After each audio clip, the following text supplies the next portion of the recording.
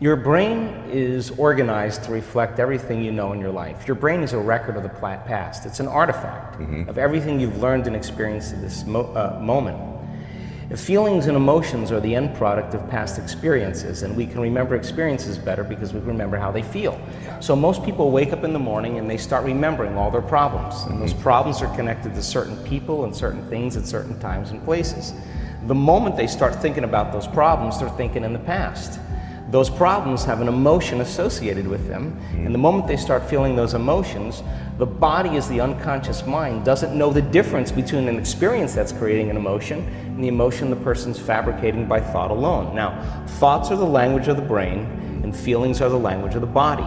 And how you think and how you feel creates your state of being. So most people's entire state of being, when they start their day, is already in the past. So you have a choice. The choice is you're either defined by a vision of the future or you're defined by the memories of the past. And when you decide to say, okay, I'm going to change, and you decide one thing, I'm not going to eat this food, I'm going to wake up earlier, I'm going to do something aerobic, I'm not going to have sugar after 6 o'clock, whatever it is, the person, whatever choice a person makes. The moment you make a choice to do something differently, and the hardest part about change is not making the same choices you did the day before, get ready, because it's going to feel uncomfortable. It's going to feel unfamiliar. There's going to be some uncertainty and unpredictability, and that's the moment the game is on. Yes. So then most people, their body has been conditioned emotionally to be the mind.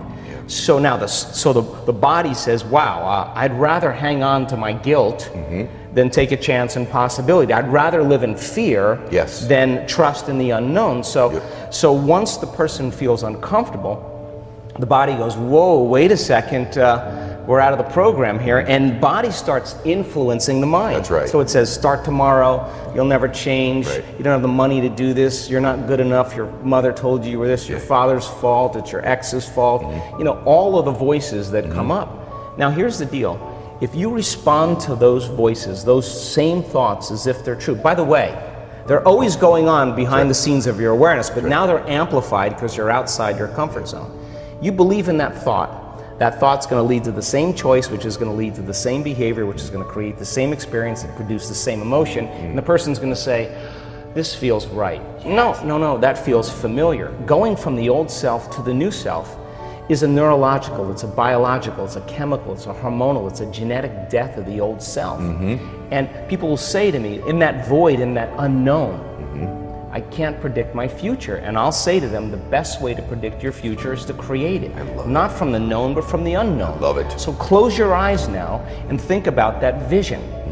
Once you start thinking about that vision of your future, you're activating the creative centers in your brain.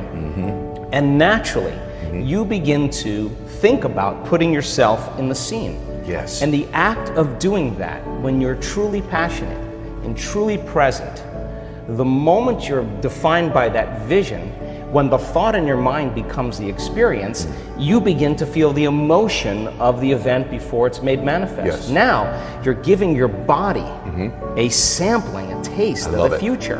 And now, if a thought and a feeling create a new state of being, you're combining a clear intention with an elevated emotion, and now you're beginning to change your biology, and you're seeing a whole new landscape that you could never see before, because you're no longer viewing your future through the lens of the past. I love this. Now, this requires then something really specific, because most people will wait for their wealth to feel abundance. They'll wait for their success to feel empowered. They'll wait for their new relationship to feel loved. They'll get all these things when. Yes. So think about that. The absence of getting those things causes people to live in lack their entire life. That's right. And so they're waiting for something outside of them to change how they feel inside of them. And if they're not creating a new life, then they're not applying the proper principles, then they keep all their manifestations, all their dreams at arm's length.